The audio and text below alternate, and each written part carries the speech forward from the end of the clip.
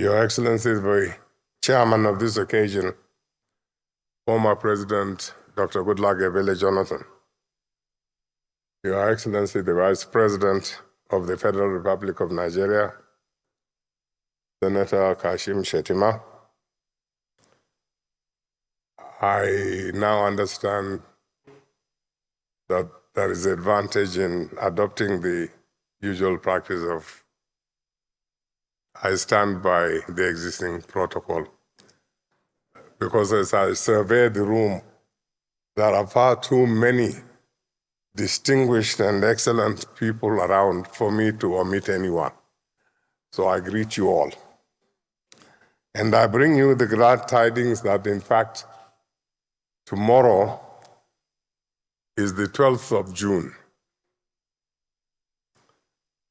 You'll recall that it was on that date, some 31 years ago, that the fertile seed of our democracy that has endured without any interruption for the past 25 years was planted.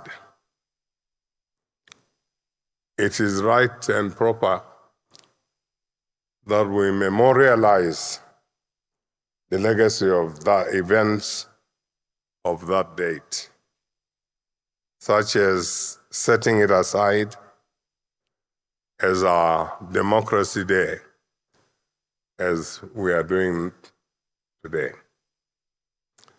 It is not often that those who have made positive impact in history live to celebrate the fruits of their sacrifice and their labor. Many of the heroes who made June 12th possible and defended it when it was savagely assaulted are sadly no more with us today. Its principal architect, Chief M.K.O. Abiola, and several heroes of our democracy, including Chief Alfred Rewane, Chief Kudirat Abiola, Chief Alex Ibru, and many others, both known and unknown, made the ultimate sacrifice and gave their lives for our democracy to survive.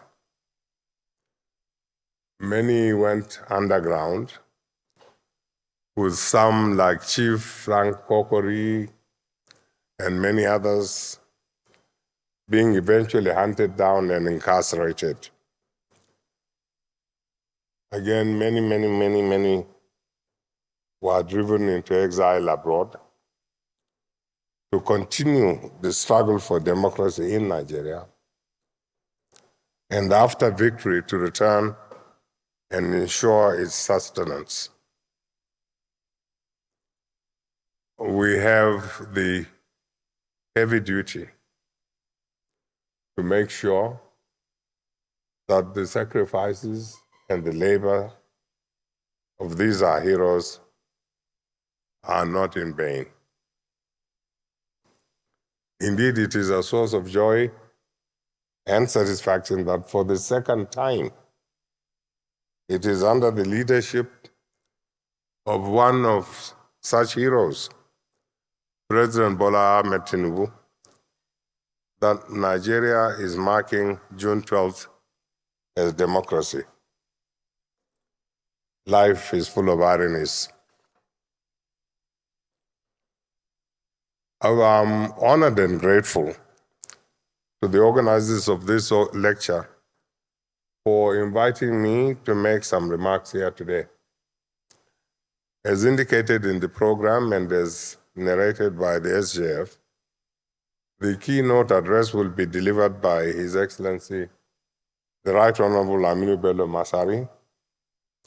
His Excellency has put his stamp on the progressive development of our democracy from two critical advantage points. One, as a one-time Speaker of the House of Representatives, and secondly, as the immediate past governor of Katsina State. As has been announced, the chairman of this occasion, His Excellency former President Dr. Goodluck Ebele Jonathan, occupies a unique position in the annals of our democratic journey. He will always be remembered as the only incumbent president who, despite advice and pressure to the contrary, willingly and gracefully conceded the victory of his opponent in a hotly contested election.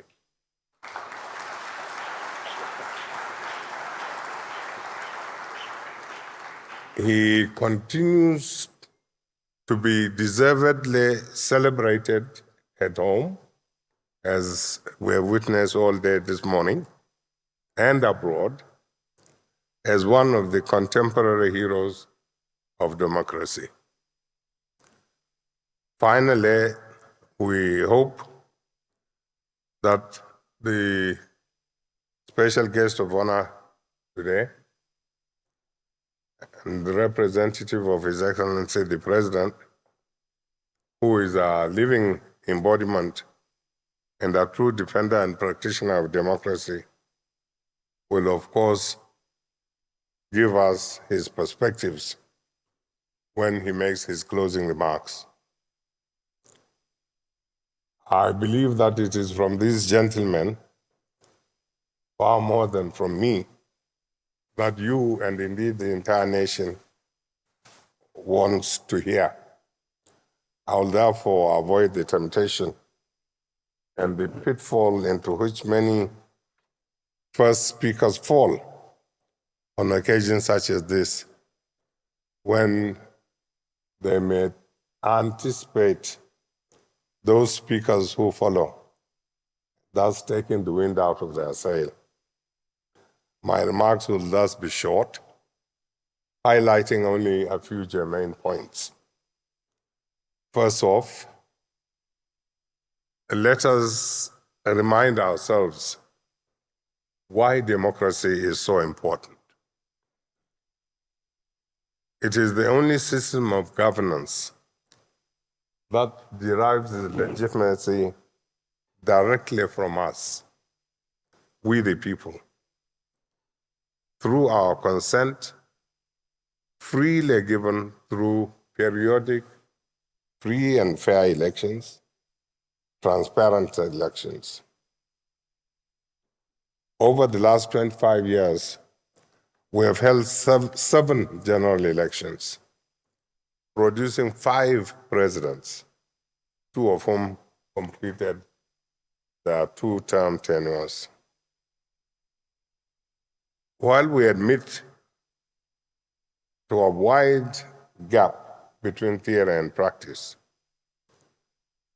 we can at least draw satisfaction that democracy has provided Nigeria political stability and continuity in governance for the last 25 years. Furthermore, during this period of uninterrupted democracy, fundamental freedoms have been enhanced and generally protected. Personal freedoms to hold and express beliefs and opinions, freedom of association, freedom of the press, civil society activism, including trade union activism, etc., have all relatively prospered and thrived.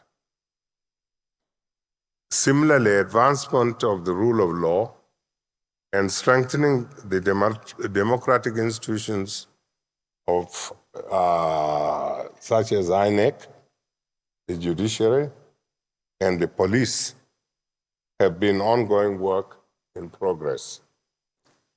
Efforts continue to be made to enthrone accountability through such mechanisms as parliamentary oversight and the work of anti-corruption and similar agencies.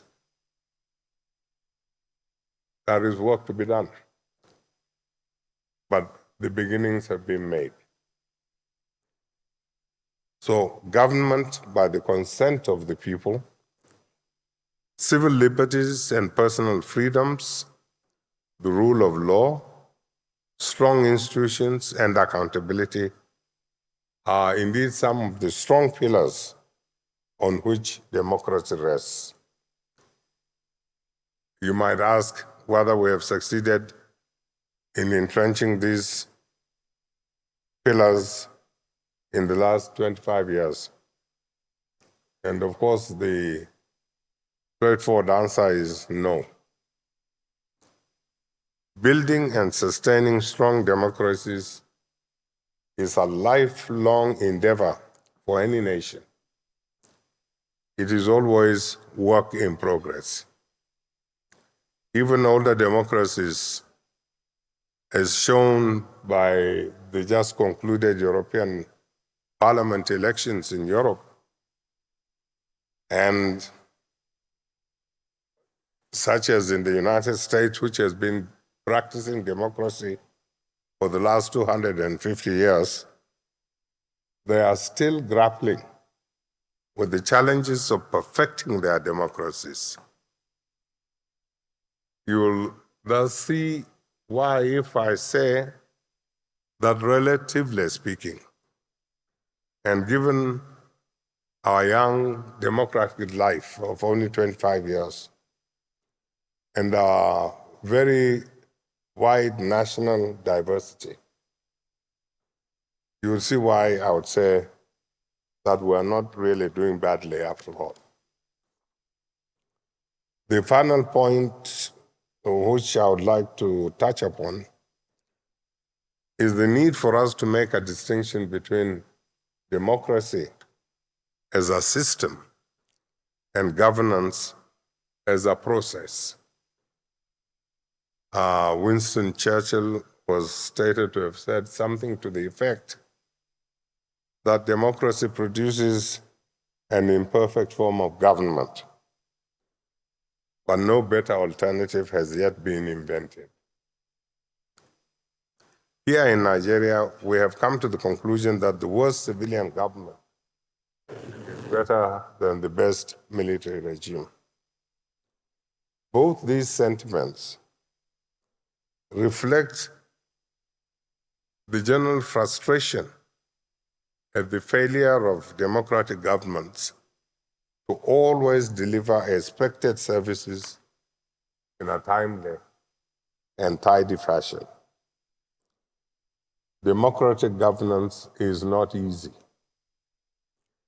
Every one of our governments of the last 25 years had endeavored with mixed successes to confront a myriad of national challenges pertaining to security, to economic prosperity, to inclusion, population explosion, unemployment, fair and even development, corruption, national cohesion, infrastructural deficits, provision of social services such as education and health and housing.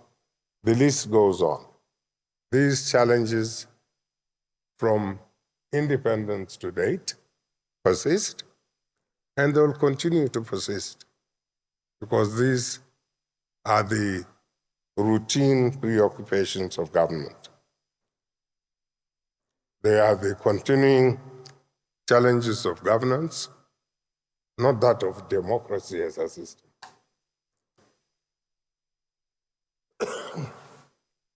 In confronting them, governments determine their priorities and make their choices.